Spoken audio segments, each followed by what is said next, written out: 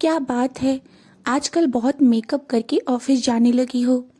पहले तो कुछ भी पहनकर चल देती थी, पर अब तो रोज लेटेस्ट फैशन के कपड़े खरीदे जा रहे हैं। व्यंग से रमेश ने कहा तो आकांक्षा ने एक नज़र इस पर डाली और फिर से अपने मेकअप में लग गई। रमेश आकांक्षा की इस रिएक्शन से चिढ़ गया और एकदम उसके पास जाकर बोला, आकांक्षा, मैं जानता हूँ कि तुम्हारी जिंदगी में चल क्या रहा है।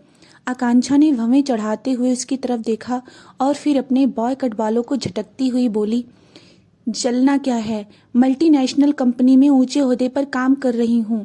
लोग मेरी इज्जत करते हैं, मेरे काम की सराहना हो रही है। और क्या सराहना हो रही है या पीठ पीछे तुम्हारा मजाक बन रहा है आकांक्षा? खबरदार जो ऐसी बात की रमेश। तुम्हें क्या पता सफलता का नशा क्या होता है। तुमने तो बस जिस कुर्सी पर काम संभाला था आज तक वहीं चिपके बैठे हो, क्योंकि मुझे तुम्हारी तरह गलत तरीके से प्रमोशन लेना नहीं आता। पति के होते हुए भी प्रमोशन के लिए इमीडिएट बॉस की बाहों में समाना नहीं आता। ये इल्जाम सुनकर आकांक्षा ने अपने हाथ में पकड़ा हुआ मिरर जमीन पर फेंक दिया और चीख पड़ी, मेरे कैरेक्टर की समीक्षा करने से पहले अपने अंदर झांको। तुम्हारी जैसा फेलियर इंसान मेरे लायक है ही नहीं। ना तो तुम मुझे वह प्यार और खुशियां दे सके जो मैं चाहती थी, और ना खुद को ही किसी काबिल बना सके। तुम्हारे बहाने हमारी खुशियों के आड़े आते रहे। अब यदि मुझे किसी से प्यार हुआ है तो मैं क्या कर सकती हूँ? शादीशुदा मर्द से प्यार का नाटक करने वाली चालाक औरत हो तुम। तुम्हें और कुछ करने की जरूरत नहीं आकांक्षा। बस मेरी जिंदगी से हमेशा के लिए दूर चली जाओ। तलाक दे दो मुझे। मैं तैयार हूँ रमेश, तुम कागज बनवाओ, हम अपनी सहमति से तलाक ले लेंगे। अब तक मैं यह सोचकर डरती थी कि हमारी बच्चियों का क्या होगा, पर अब फिक्र नहीं। दोनों इतनी बड़ी और समझदार हो गई हैं कि इस सिचुएशन को आसानी से हैंडल कर लेंगी। बड़ी को हॉस्टल भेज देंगे और छोटी मेरे साथ रह जाएगी। तो ठीक है आकांक्षा, मैं तलाक के कागज तैयार करवाता हूँ, फिर तुम अपने रास्ते और मैं अपने रास्ते। इस बात को अभी 3-4 दिन भी नहीं हुए थे कि टहनी और आकांक्षा की बड़ी बेटी रानू की तबीयत अचानक बिगड़ गई। आकांक्षा उसे अस्पताल लेकर भागी। छोटी बेटी रो रो कर कह रही थी, मम्मा, आप जब ऑफिस चले जाते हो तो पीछे में कई दफा रानू दी सर दर्द की गोली खाती है। 1-2 बार तो मैंने इन्हें चक्कर खाकर गिरते भी देखा था। रानू दी हमेशा मुझे आप लोगों से कुछ न बताने को कहकर चुप करा देती थी। एक दिन उनकी सहेली ने फोन कर बताया था कि वे स्कूल में बेहोश हो गई हैं। मेरी बच्ची इतना कुछ सहती रही, पर मुझे कानों कान खबर भी ना होने दिया। यह सोचकर आकांक्षा की आंखों में आंसू आ गए। अब तक भागा भागा रमेश भी अस्पताल पहुंचा। आकांक्षा ने सवाल किया, आज तुम्हें इतनी देर कैसे हो गई? मैं ऑफिस छोड़कर नहीं भागती तो पता नहीं रानू का क्या होता। वह दरअसल तलाक के कागज फाइनल तैयार करा रहा था। जाओ तुम पहले डॉक्टर से बात करके पता करो कि मेरी बच्ची को हुआ क्या है, बेहोश क्यों हो गई मेरी बच्ची। अगले दिन तक रानू की सारी रिपोर्ट आ गई। रानू को ब्रेन ट्यूमर था। यह खबर सुनकर रमेश और आकांक्षा के जैसे पैरों तले जमीन खिसक गई थी। फिर तो अस्पतालबाजी का ऐसा दौर चला कि दोनों को और किसी बात का होश ही नहीं रहा। रानू के ब्रेन का ऑपरेशन करना पड़ा। काट कर ट्यूमर निकाल दिया गया। रेडिएशन थेरेपी भी दी गई। आकांक्षा ने इलाज में कोई कसर नहीं छोड़ी, रुपए पानी की तरह बहाए। रानू को काफी लंबा वक्त अस्पताल में रहना पड़ा। घर लौटने के बाद भी अस्पताल आना जाना लगा ही रहा। करीब 1.5-2 साल बाद एक बार फिर से ट्यूमर का ग्रोथ शुरू हुआ तो तुरंत उसे अस्पताल में एडमिट करके थेरेपी दे दी गई। इतने समय में रानू काफी कमजोर हो गई थी। रमेश और आकांक्षा का पूरा ध्यान रानू को पहले की तरह बनाने में लगा हुआ था।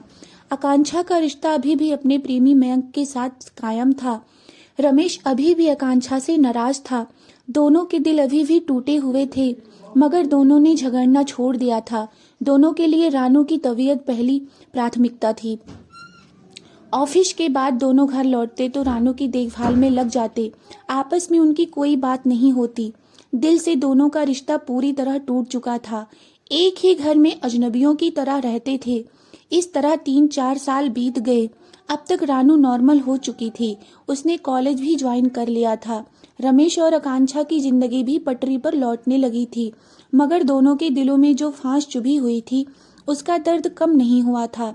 इस बीच रमेश के जीवन में एक परिवर्तन जरूर हुआ था। उसने अपने दर्द के गीतों के जरिए बाहर निकालना शुरू किया। उसकी गायकी को लोगों को काफी पसंद आई और देखते ही देखते उसकी गिनती देश के काबिल गायकों में होने लगी। रमेश को अब स्टेज परफॉर्मेंस के साथ साथ टीवी और फिल्मों में भी छोटे मोटे ऑफर मिलने लगे। नाम के साथ साथ पैसे भी मिले और आकांक्षा के तेवर कमजोर हुए, मगर मयंक के साथ उसका रिश्ता वैसे ही कायम रहा और यह बात रमेश को गंवारा नहीं थी। इसलिए एक बार फिर दोनों ने तलाक लेने का फैसला किया। रमेश ने फिर से तलाक के कागज बनने को दे दिए, मगर दूसरे ही दिन आकांक्षा की माँ का फोन आ गया। आकांक्षा की माँ अकेली मेरठ में रहती थी। बड़ी बेटी आकांक्षा के अलावा उनकी एक बेटी और थी जो रंगून में बसी हुई थी। पति की मौत हो चुकी थी। ऐसे में आकांक्षा ही उनके जीवन का सहारा थी। बड़े दर्द भरे स्वर में उन्होंने आकांक्षा को बताया था, बेटा डॉक्टर कह रहे थे कि मुझे पेट का कैंसर हो गया है जो अभी 2nd स्टेज में है। माँ, यह क्या कह रही हो आप? सच कह रही हूँ बेटा, आजकल बहुत कमजोर रहती हूँ, ठीक से खाया पिया भी नहीं जाता। कल ही रिपोर्ट आई है मेरी। तो मम्मा, आप वहाँ अकेली क्या कर रही हो?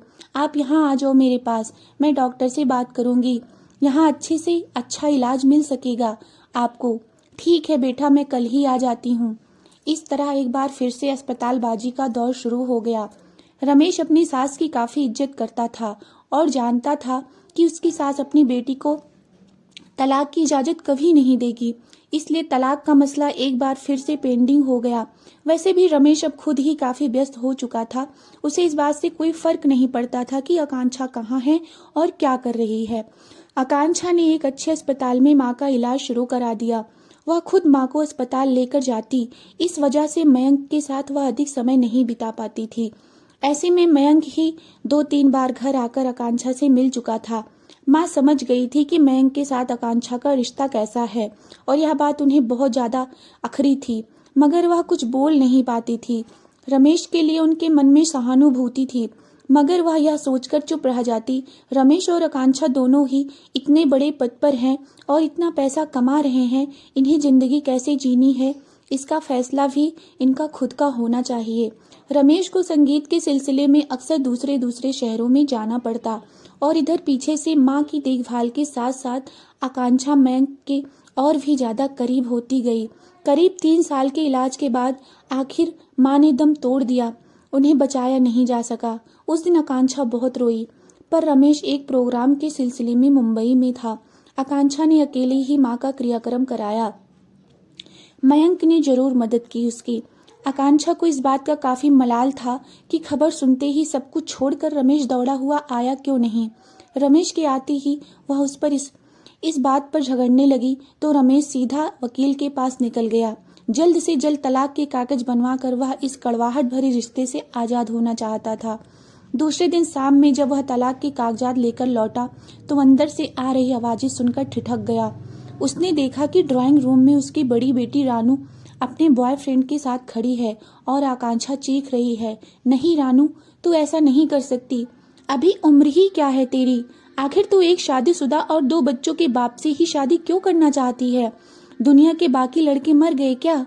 पर मम्मा, आप यह क्यों भूलते हो कि आप खुद पापा के होते हुए एक शादीशुदा मर्द से प्यार करते हो? हमने तो कुछ नहीं कहा आपको। आपकी जिंदगी है, आपके फैसले हैं। फिर मेरे फैसले पर आप इस तरह का रिएक्शन क्यों दे रहे हो मम्मा? मुझसे तुलना मत कर मेरी बच्ची। मेरी उम्र बहुत है, पर तेरी पहले शादी होगी, वह भी एक विवाहित से। मयूर विवाहित है मम्मा, पर मेरी खातिर अपनी बीवी और बच्चों को छोड़ देगा। 2-3 महीने के अंदर उसका तलाक हो जाएगा। तलाक के कागजात उसने सबमिट करा दिए हैं। पर बेटा, यह तो समझने की कोशिश कर, तू एक ऊंचे कुल खानदान की लड़की है और तेरा मयूर एक दलित युवक नहीं। नहीं नहीं, यह संभव नहीं मेरी बच्ची। शादी के लिए समाज में हैसियत और दर्जा एक जैसा होना जरूरी है। मयूर का परिवार और रस्मो रिवाज सब अलग होंगे, तू नहीं निभा पाएगी। पर मम्मा, आपकी और पापा की जाति तो एक थी ना, एक हैसियत, एक दर्जा, एक से ही रस्मो रिवाज, मगर आप दोनों तो फिर भी नहीं निभा पाए, तो आप मेरी चिंता क्यों कर रहे हो? बेटी का जवाब सुनकर आकांक्षा स्तब्ध रह गई थी। रमेश को भी कुछ सूझ नहीं रहा था। हाथों में पकड़े हुए तलाक के कागजात शूल की तरह चुभ रहे थे। समझ नहीं आ रहा था कि अब उसकी बच्चियां इतनी बड़ी हो गई थी कि इन दोनों की भूल समझने लगी थी और सिर्फ समझ ही नहीं रही थी बल्कि उसी भूल का वास्ता देकर खुद भी भूल करने को आमादा थी। रमेश अचानक लड़खड़ा सा गया, जल्दी से दरवाजा पकड़ लिया। रानू और मयूर घर से बाहर निकल गए थे। आकांक्षा अकेली बैठी रो रही थी।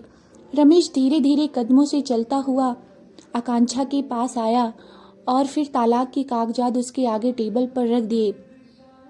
आकांक्षा ने कांपते हाथों से वे कागज उठाए और अचानक ही उनको फाड़कर टुकड़े टुकड़े कर दिए। वह लपक कर रमेश के सीने से लग गई और रोती हुई बोली, रमेश, शायद मैं ही गलत थी। मेरी बेटी ने मेरे आगे रिश्तों का सच खोल कर रख दिया है। मैं मानती हूँ कि बहुत देर हो चुकी है, फिर भी मैं समझ गई हूँ कि हमें अपने बच्चों के आगे गलत नहीं बल्कि सही उदाहरण पेश करना चाहिए ताकि वे अपना रास्ता न भटक जाएं। आकांक्षा की बात सुनकर रमेश ने भी सहमति से सिर हिलाया और तलाक के कागजात के टुकड़े उठाकर डस्टबिन में फेंक आया। उसने भी जिंदगी को नए तरीके से जीने का मन बना लिया था।